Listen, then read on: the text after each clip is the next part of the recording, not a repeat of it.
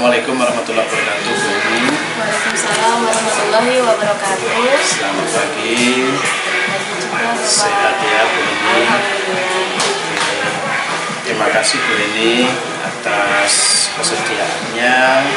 Kita sama-sama belajar merencanakan pembelajaran untuk murid kita yang rencananya besok ya Bu Eni akan melakukan pembelajaran di dalam kelas ya.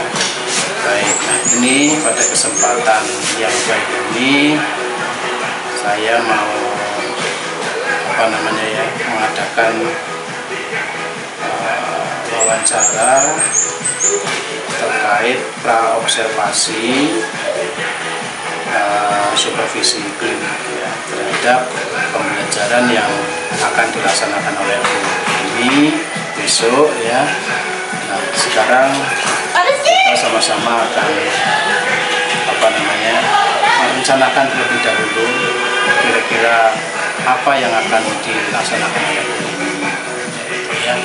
Jadi sekali lagi ini bukan supervisi seperti apa yang dulu-dulu ya, kelihatannya kalau biasanya kalau supervisi itu kan mencari-cari kesalahan gitu ya. Iya, kalau kita ini di kurikulum Merdeka namanya observasi atau supervisi klinis, sehingga guru diajak untuk sama-sama merencanakan pembelajaran, mengoptimalkan potensi atau kompetensi guru tersebut sehingga nanti ketika masuk ke dalam kelas melaksanakan pembelajaran bisa maksimal. Adapun hal-hal lain nanti yang perlu disempurnakan dan selanjutnya bisa kita lakukan di sesi pasca observasi, yaitu coaching ya. Coaching. Kita akan adakan coaching untuk refleksi lah bersama-sama ya, untuk refleksi, untuk memperbaiki, mungkin melengkapi hal-hal atau sisi-sisi mana yang belum sempurna ya. Jadi tujuannya seperti itu Bu Eni ya, bisa dipahami ya. Jadi tidak ada mencari-cari kesalahan, nggak ada ya. Kalau dulu kan biasanya kayak gitu ya, jadi suasananya menegangkan atau nervous. Kalau sekarang supervisinya kan nggak seperti itu, jadi kita sama-sama, saya sebagai mitra Bu Eni, bagaimana kita sama-sama merencanakan pembelajaran yang bermakna bagi murid di dalam kelas sesuai dengan kurikulum yang ada sekarang. Seperti itu Bu Eni ya. Baik, kita coba sama-sama akan menggali kira-kira materi seperti apa dan apa yang akan dikembangkan, strategi-strategi yang bagaimana yang akan dilaksanakan oleh Bu Heni ya. Baik ya Bu Heni ya. Nah sekarang Bu Heni rencananya besok di kelas akan menyampaikan materi tentang apa?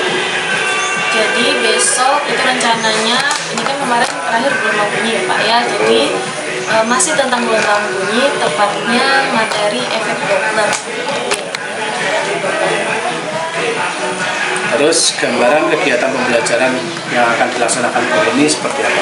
Rencananya besok itu mau seperti apa? Apakah anaknya diajak ke lab atau anaknya diajak keluar atau bagaimana? Silakan bisa diceritakan. Jadi karena sekarang kan guru itu sudah harus punya keterampilan TPK juga kan Pak.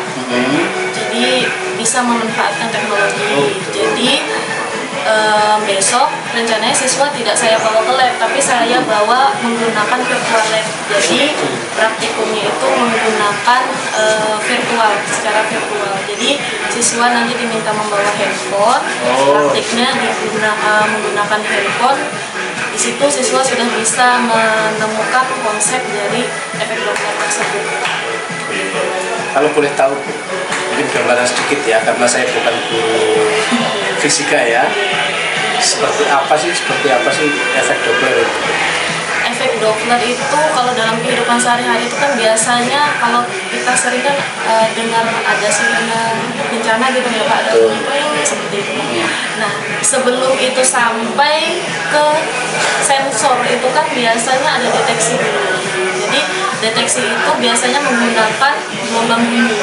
Jadi misalnya ada pergeseran lempeng di bawah permukaan laut, itu kan ada bunyi, muncul bunyi gitu ya Pak ya. Tapi frekuensinya itu frekuensi yang tidak bisa didengar oleh manusia. Manusia itu kan dari 20 Hz sampai dengan 20.000 Hz.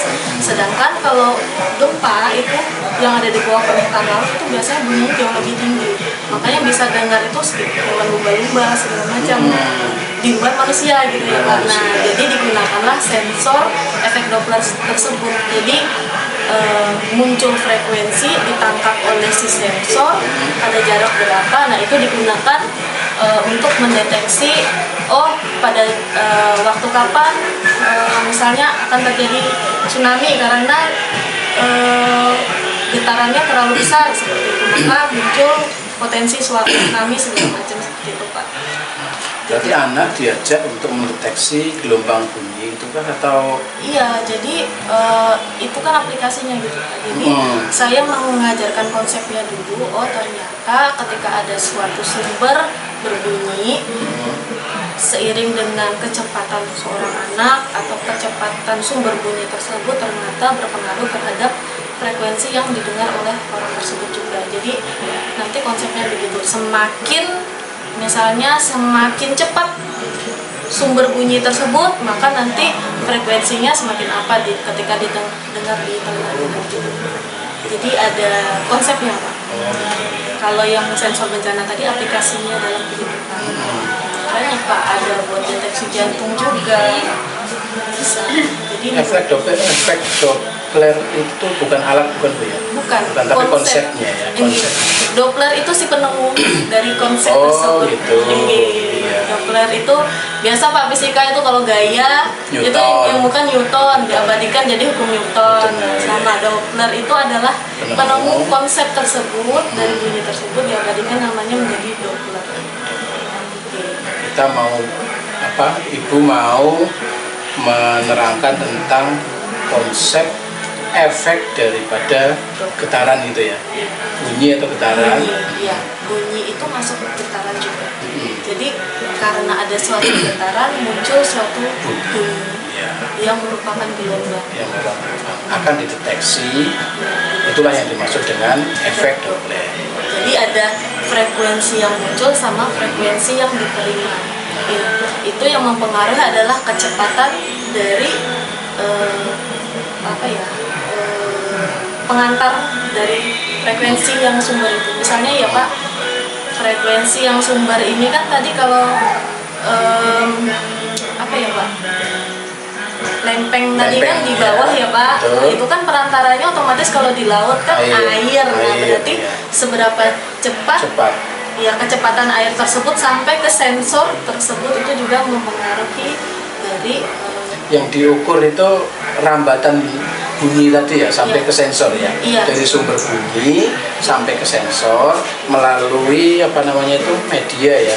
Medianya bisa media air, bisa media udara ya kan, atau benda-benda lain sampai ke sensor, sampai ditangkap ke telinga manusia seperti itu ya.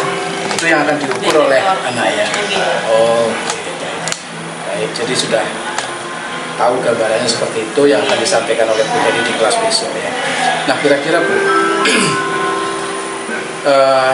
tujuan spesifiknya apa yang akan Ibu harapkan dari pembelajaran yang akan disampaikan ke murid-murid tentang efek Doppler tadi? Tujuan spesifiknya saya harapkan dengan setelah saya kasih virtual lab itu kan siswa nanti mencoba-coba. Jadi siswa dapat ketemu konsep dan prinsip dari efek Doppler itu sendiri. Misal ketika kecepatan pengamat yang saya ubah itu nanti pengaruhnya terhadap frekuensi pengamat itu bagaimana, apakah nanti bunyinya semakin tinggi atau semakin rendah. Itu yang saya harapkan ketika siswa sudah menggunakan virtual lab tersebut. Jadi murid memahami konsep dan prinsip efek Doppler. Karena nanti akan muncul Pak ketika kalau siswa itu berhasil menggunakan virtual lab Virtual tersebut, lab. siswa akan menangkap suatu konsep. Jadi ketika kecepatan itu si sumber mendekati, itu nanti akan bertambah misalnya. Kemudian ketika si pengamat yang mengamati maka mendekati, maka nanti dia akan berkurang seperti itu. Jadi akan muncul konsep seperti itu. Melalui HP gitu ya. Iya.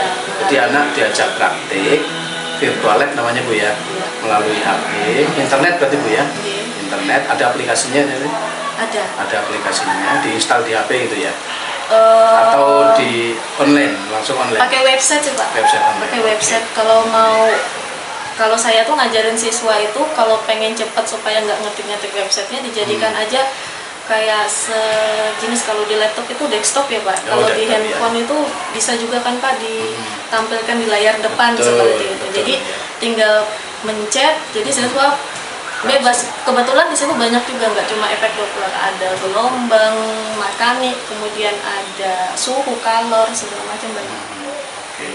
Cuman kelemahannya belum ada bahasa Indonesia Pak, jadi memang Masih harus pakai bahasa Inggris. Nggih, gitu. Siapa tahu nanti murid kita bisa membuat ya Nggih. aplikasi itu. Iya, luar memang biasa. aplikasi luar semua Pak. Oh gitu, Nggih. baik. Jadi tadi tujuan pembelajaran yang akan dicapai oleh Ibu itu satu, murid bisa memahami tentang konsep dan prinsip efek Doppler. Ada lagi kira-kira? Nah setelah bikin konsep itu kan siswa ketemu konsep dan punya data kan. Pertama punya data dulu kan Pak, misalnya punya data dari praktikum, itu kan orang praktikum kan pasti punya data.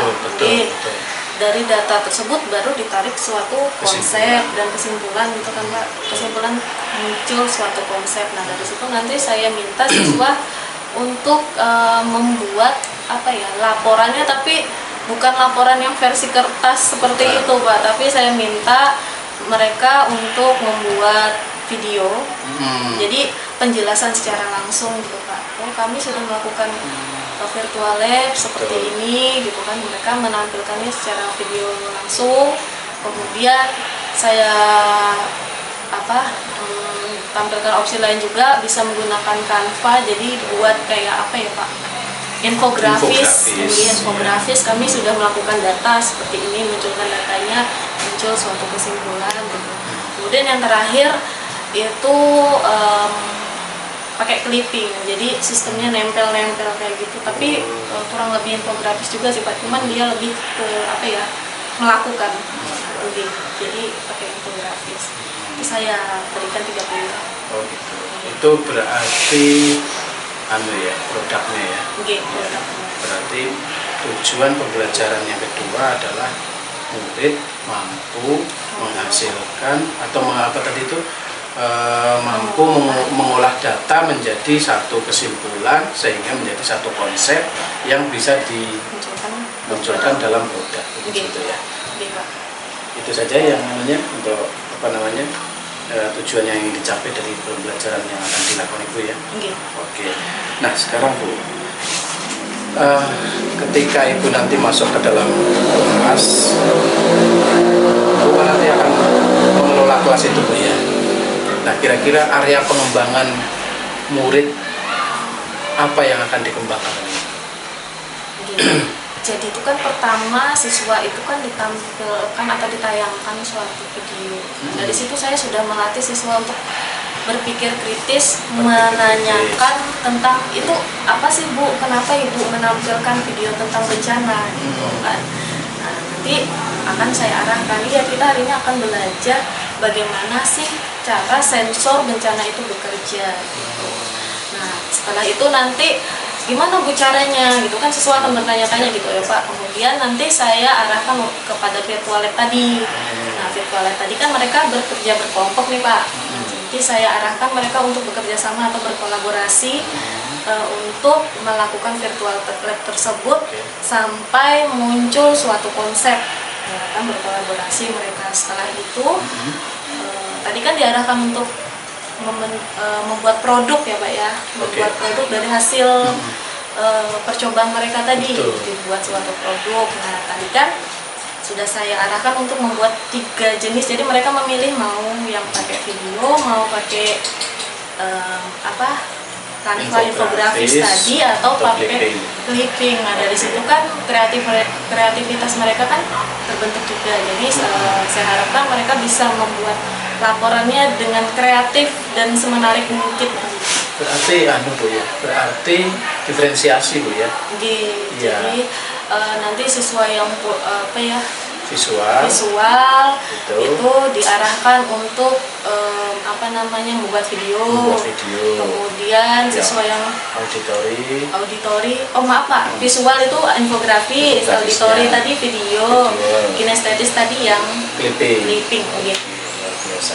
Jadi yang pertama tadi area yang ingin dikembangkan oleh Bu Heni adalah murid dapat mengembangkan pengenalan kritis Bu ya. Ya, dengan menampilkan video maka murid dirangsang untuk bertanya gitu ya.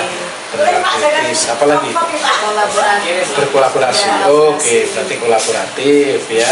Pengenalan kritis, kolaboratif, ada lagi kreatif juga ya, membuat produknya itu ya.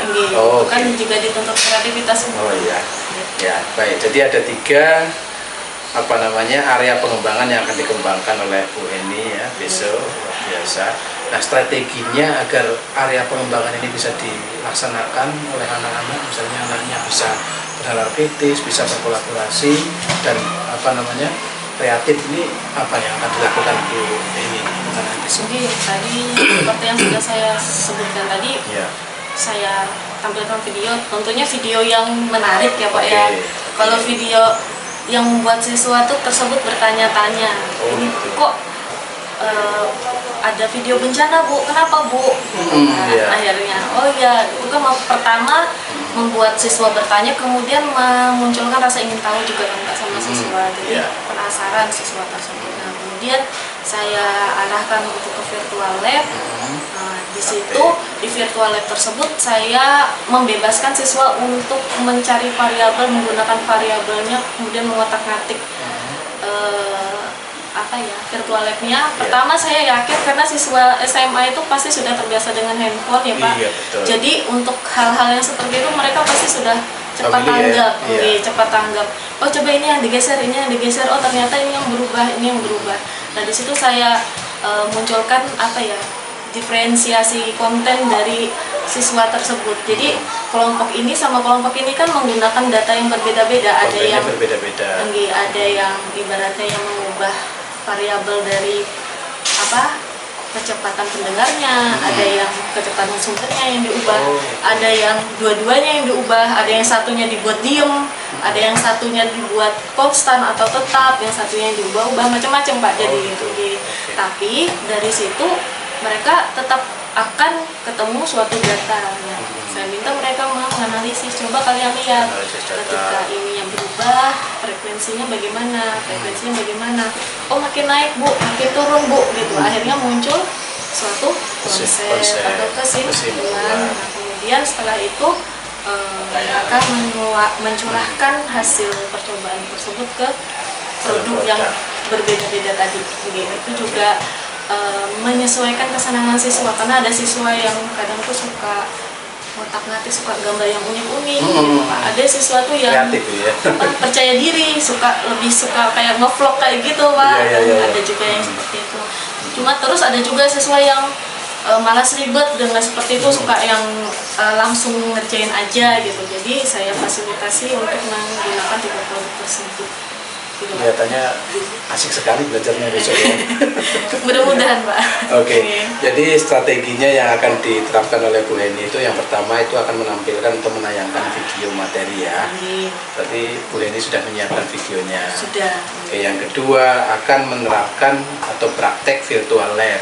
Jadi anak-anak membawa HP ya, membawa HP untuk melakukan virtual lab. Yang ketiga akan membuat produk gitu ya, atas hasil praktikumnya akan dituangkan ke dalam produk. Oke, luar biasa. Ya, kelihatan sangat menarik Bu. Jadi nggak sabar ini ingin menyaksikan pembelajaran yang Ibu laksanakan besok ya. Nah, sekarang kira-kira Bu, ya setiap rencana kan pasti ada mungkinlah sedikit ada kendala dan hal-hal yang mungkin menghambat dan seterusnya. Nah, ini kira-kira apa yang Bu Heni lakukan ketika misalnya sebagai langkah antisipasi ya, langkah antisipasi terhadap adanya kendala-kendala pada waktu melaksanakan rencana ini? Oke.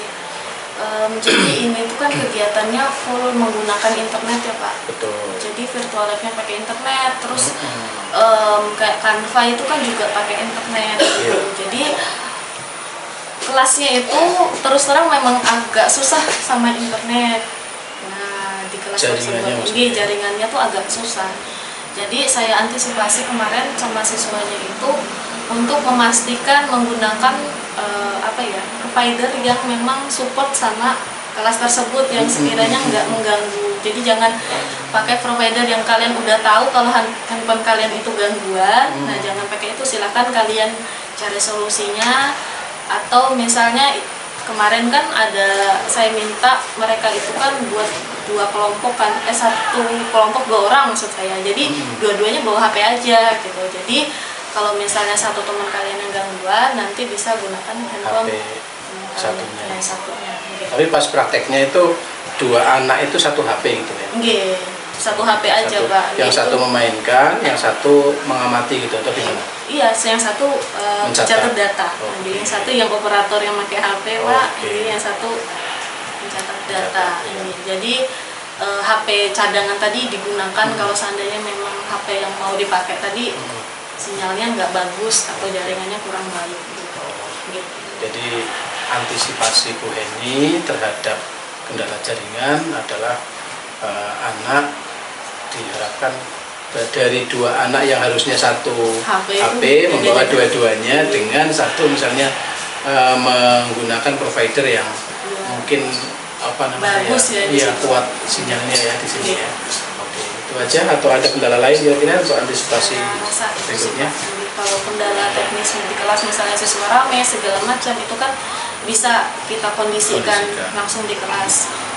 Saya rasa kalau seandainya siswa itu sudah punya aktivitas sendiri-sendiri itu yang mengasihkan, siswa pasti asik dengan larut ya? asik dengan itu aja. Aktivitas belajarnya, iya. Nggak akan ibaratnya ngerumpi segala macam kan enggak, karena sistem pembelajarannya sudah membuat mereka menarik terhadap itu. Sudah menyedot perhatian ya. Iya, Oke. tapi kalau yang rame itu kan biasanya mereka bosan segala macam, makanya perlu dilakukan pembelajaran yang sekiranya membuat mereka itu tidak bosan. Jadi ini kan 2 jam Bu ya?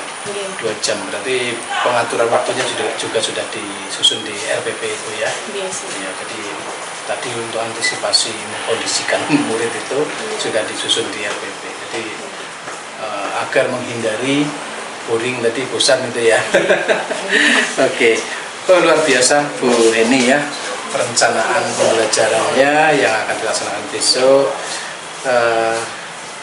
Rasanya ingin cepat menyaksikan apa yang dilakukan oleh Bu Heni di kelas ya.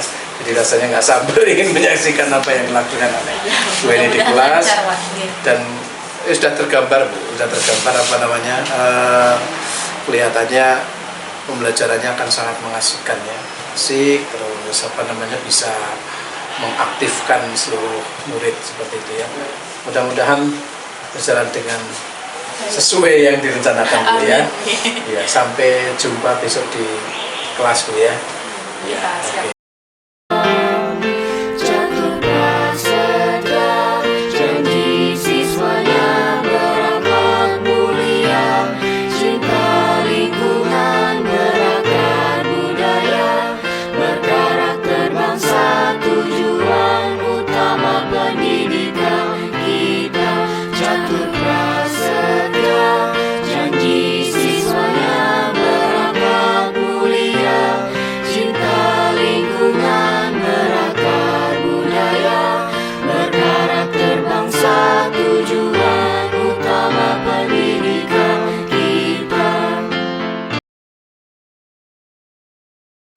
Assalamualaikum Bu Heni. Sehat Bu Heni ya. Alhamdulillah. Ya, terima kasih Bu Heni atas waktunya. Kita bisa bertemu lagi, bincang-bincang lagi yang setelah kemarin kita melakukan praobservasi, terus melakukan observasi atau supervisi di kelas. Kita pada kesempatan pagi hari ini bisa bertemu lagi dengan Bu Heni yang alhamdulillah telah melaksanakan rencana yang sudah kita sama-sama bicarakan sebelumnya di praobservasi. Nah, di pertemuan kali ini kita akan sama-sama membicarakan tentang apa saja yang sudah dilaksanakan dalam kelas, ya, sebagai refleksi lah kita bersama-sama untuk bagaimana melihat gambaran pelaksanaan pembelajaran yang sudah dilaksanakan. Ya. Dari menuju ini ya, kita akan sama-sama bicarakan. Nah, yang pertama Bu Heni, ketika Bu Heni menyelenggarakan pembelajaran di kelas, ya, menurut Bu Heni antara yang direncanakan dengan yang dilaksanakan itu bagaimana, banyak tercapainya atau tidak? Pak, kalau dalam proses pembelajaran dari yang direncanakan sama pelaksanaan nih Pak. Perencanaan itu kan berarti kan bagaimana tujuan itu bisa tercapai gitu. Jadi kemarin itu tujuannya adalah pertama siswa bisa mengerti konsep dan prinsip dari alat dokter. Kemudian setelah itu siswa juga bisa membuat suatu karya dari hasil pengolahan konsep dan prinsip yang sudah dilakukan. Menurut saya sudah sesuai karena ya? sudah sesuai dengan tujuan pembelajaran yang Mencapai. Nah, perasaannya seperti apa ketika di dalam kelas itu melaksanakan apa yang kita sama-sama kemarin bicarakan di observasi? Apa rasanya? rasanya senang karena siswa juga senang, jadi saya juga senang. Iya, terlibat aktif ya. Oke. Saya lihat kemarin itu juga terlibat aktif, muridnya juga senang, sehingga itu menguasai bahasa Arab. Ya. Nah, coba Bu, bisa ceritakan ke saya itu tentang bagaimana Ibu bisa membawa tujuan pembelajaran Ibu di kelas itu sehingga murid-murid mencapai tujuan yang ingin dicapai dalam pembelajaran itu. Bagaimana saya bisa membawa siswa tersebut mencapai tujuan. Pertama saya kan sudah tahu nih Pak, pada saat ini saya akan mengajar materi ini. Saya pertama harus kuasai konsepnya dulu. Setelah saya kuasai konsep, saya cari tahu nih apa yang kira-kira bisa membawa siswa ini untuk bisa mencapai tujuan pembelajaran yang hendak saya capai. Jadi untuk bisa mengantarkan siswa menguasai suatu konsep atau prinsip itu kan bukan hal yang mudah ya Pak. Jadi memang saya cari tahu dulu hal apa yang bisa membantu saya sesuaikan dengan tujuan pembelajaran. Oh ini pas ini bisa digunakan, baru saya gunakan. Jadi memang pertama guru harus tahu konsep dulu. Kalau guru nggak tahu konsepnya kan pasti guru akan kebingungan untuk menentukan bagaimana alur perjalanan pembelajaran tersebut. Kalau guru sudah tahu konsepnya, oh berarti tujuan ini siswa harus bisa seperti ini pada akhirnya. Kalau tahu seperti itu, maka menentukan hal yang pas yang digunakan di kelas itu juga akan lebih mudah. Diiringi sama Pak, pengetahuan juga akan bagaimana cara mengajar yang baik, kelas seperti apa. Itu juga penting menurut saya. Jadi tujuan yang ingin dicapai dalam pembelajaran itu kan murid memahami konsep, terus melalui praktik virtual itu murid bisa menuangkan hasil pembelajarannya melalui karya-karya yang disebut sebagai diferensiasi produk ya. Jadi berbagai macam karya anak ya kan sesuai dengan gaya belajar atau kebutuhan atau apa namanya Kesenangan. iya kesenangan murid-murid ya, ada yang video, ada yang apa namanya Infografis sama ada yang clipping ya. Iya. Nah, dari hasil pembelajaran yang dilakukan itu dan berdasarkan produk yang sudah disampaikan oleh murid kepada ibu, menurut ibu sudah tercapai tujuan belajar? Sudah. Sudah ya. Jadi memenuhi kriteria atau namanya rubrik yang Iya, sudah. boleh tahu berapa persen dari total siswa di kelas itu yang apa namanya yang mencapai apa namanya kriteria yang diharapkan. Saya rasa itu kalau saya boleh memakai kisaran ya Pak, Iya, mungkin sekitar 80 sama 90% ya Pak. Soalnya memang ada sebagian dari anak itu yang belum bisa menarik kesimpulan secara tepat gitu, sesuai dengan apa yang disampaikan. Jadi itu kemarin di akhir pembelajaran sudah saya sampaikan, nah ini untuk infografisnya ini nanti bisa diperbaiki ya, karena ini ada yang kurang tepat nih, perlu diperbaiki seperti ini. Jadi kemarin sudah saya sampaikan seperti itu. Tapi setelah diarahkan, siswa sudah bisa memperbaiki. Apa menurut ibu permasalahan apa namanya yang membuat anak kurang menguasai materi berada pada kecakapan murid dalam membuat analisis sampai membuat kesimpulan dari hasil praktek atau dari kurang menurut materi? Kalau sebenarnya itu mungkin dari cara dia menarik data aja sih Pak.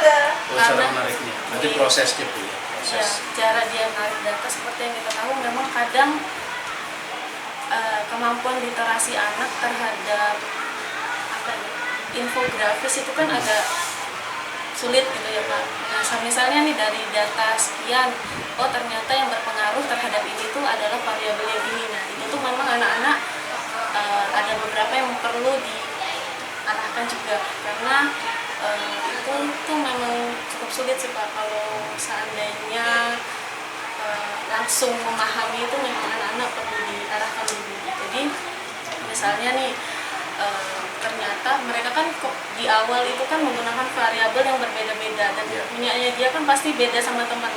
Nah mungkin dia itu terpengaruh sama punya temannya, padahal dia itu memvariasi kecepatan pendengar, tapi dia melihat temannya yang memvariasi kecepatan sumber, ya, akhirnya berbeda. penarikan datanya berbeda. Dari itu aja sih. Jadi perlu saya benarkan, saya arahkan untuk memperbaiki sedikit. Seperti itu ya, yang membuat kriteria ketercapaian pembelajaran murid itu ada sedikit yang belum tercapai. Nah, dari permasalahan itu atau dari keadaan seperti itu, apa yang Ibu lakukan? Ya saya kan setelah presentasi itu kan ada penguatan kembali gitu Pak.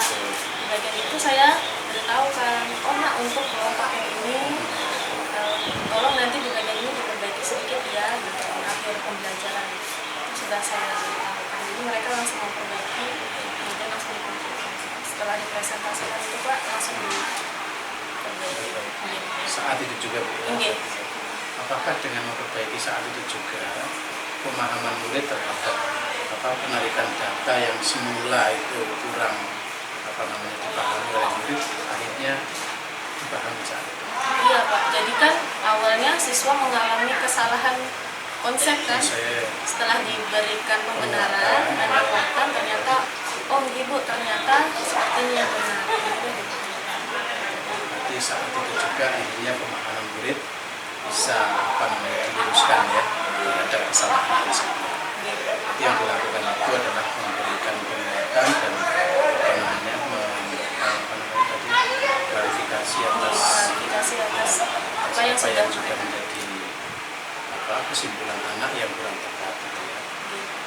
Berarti kecenderungan untuk melakukan kesalahan penarikan data atau pengumpulan pembuatan kesimpulan murid dari hasil virtual lab itu, apakah bisa terjadi lagi atau tidak?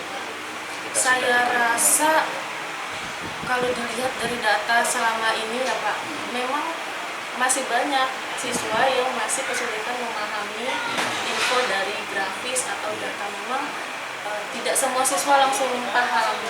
Makanya gunanya pembelajaran terus dipresentasikan, kemudian diklarifikasi. Itu kan gunanya untuk memahamkan atau meluruskan beberapa siswa yang belum bisa menarik kesimpulan dengan benar dan tepat. Namun tindakan ibu yang sudah tadi memberikan penguatan dan klarifikasi serta pemahaman yang benar terhadap konsep itu diberikan kepada anak-anak yang belum memiliki kesulitan. Tapi yang sudah bisa juga Ini hanya seperti aja. Apakah itu merupakan hambatan begitu? tidak sih Pak, karena saya merasa setiap pengajar itu pasti ada kendala siswa yang bisa dan ada yang lama gitu kan pasti ada. Jadi memang setiap pengajar itu pasti ada. Nah, di sini ibu mengetahui bahwa setiap kali mengajar pasti ada hal-hal yang seperti itu. Artinya tidak semua murid akan dapat menyerap materi secara keseluruhan. Pasti ada meninggalkan 1-2 murid gitu kan. Oke, terima kasih Bu Heni atas bincang-bincangnya saat ini, atas ilmunya ya, atas ilmunya yang di-share ke kita. Mudah-mudahan bermanfaat bagi murid-murid kita.